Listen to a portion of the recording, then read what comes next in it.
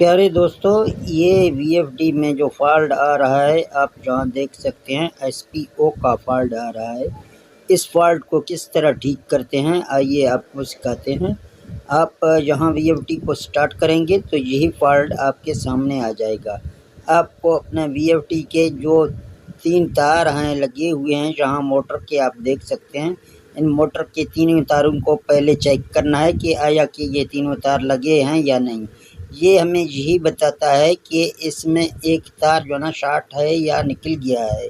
तो आपको यहाँ से चेक करना है, बाकी आपको अपने पूरी केबल चेक करना है जहाँ केबल में एक तार आपका जला हुआ है। SPO का फॉल्ट इसीलिए VFD हमें देगा कि एक तार कटा हुआ है यानी जला हुआ है। तो इस वीडियो को आप देखेंगे तो SPO का फॉल्ट आप ठीक करेंगे।